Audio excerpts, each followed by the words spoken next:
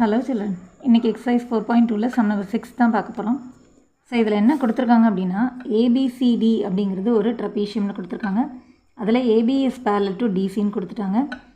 E and F are the points on the non parallel sides AD and BC. So AD BC அப்படிங்கிற சைடோட middle தான் இந்த இ and எஃப்ங்கிற point இருக்குதுன்னு சொல்லியிருக்காங்க. such that EF is parallel to BC, EF is parallel to AB. So ஏற்கனவே வந்து AB is parallel to டிசின்னு கொடுத்துட்டாங்க. இப்போ EF is parallel to AB அப்படின்னா இந்த மூணு லைனுமே parallel அப்படின்னு அர்த்தம்.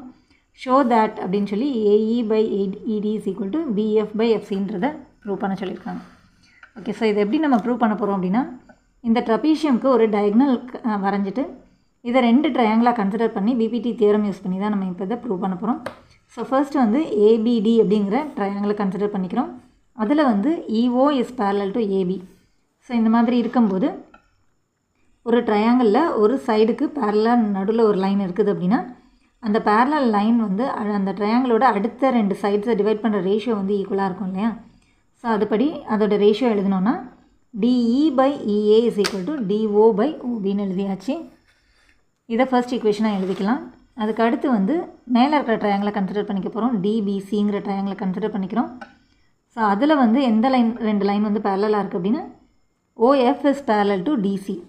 ஸோ இந்த மாதிரி இருக்கும்போது ட்ரையாங்கிளோட ஒரு சைடுக்கு பேரலாக நடுவில் ஒரு லைன் இருக்குது அப்படின்னா அந்த பேரல் லைன் வந்து அந்த ட்ரையாங்கிளோட அடுத்த ரெண்டு சைட்ஸை டிவைட் பண்ணுற ரேஷியோ வந்து ஈக்குவலாக இருக்கும் இல்லையா. ஸோ அந்த பிபிடி தியரம் படி யூஸ் பண்ணி எழுதும்போது இப்போ இந்த ஃபர்ஸ்ட் ஈக்குவேஷனில் வந்து நமக்கு DO by OBன்னு இருக்கிறதுனால இந்த ட்ரையாங்கிள்லேயும் நம்ம வந்து DO by OB அப்படின்னு எடுத்துக்கலாம். எடுத்துகிட்டு அதுக்கு ஈக்குவலான ரேஷியோ அப்படின்னு பார்க்கும்போது CF by FB. ஸோ இங்கேருந்து நம்ம எடுக்கும்போது இதுலேயும் இங்கேருந்து எடுக்கிறோம். ஸோ CF by FBன்னு எடுத்துக்கலாம். ஸோ இதுதான் நம்மளோட செகண்ட் ஈக்குவேஷன்.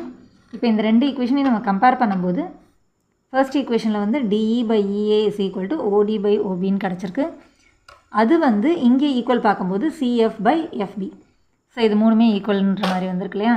இப்போ நமக்கு ப்ரூவ் பண்ண வேண்டிய டேர்ம்ஸ் வந்து எதில் இருக்குன்னா இந்த ரெண்டு இதில் இருக்கிறதுனால இது ரெண்டும் எடுத்துக்கலாம். So DE by EA is equal to CF by FBன்னு எடுத்துட்டோன்னா அதை ரெசிப்ரோகேட் பண்ணும்போது நம்ம ப்ரூவ் பண்ண வேண்டியது கிடச்சிருது. ஸோ ரெசிப்ரோகேட் பண்ணும்போது நம்ம அதோட ஆர்டர் சேஞ்ச் பண்ணி எழுதிக்கலாம். AE by ED is equal to BF by FC. So அதுதான் நம்ம ப்ரூவ் பண்ண வேண்டியது. Hence proved. That's all. Thanks for வாட்சிங் சில்ட்ரன்.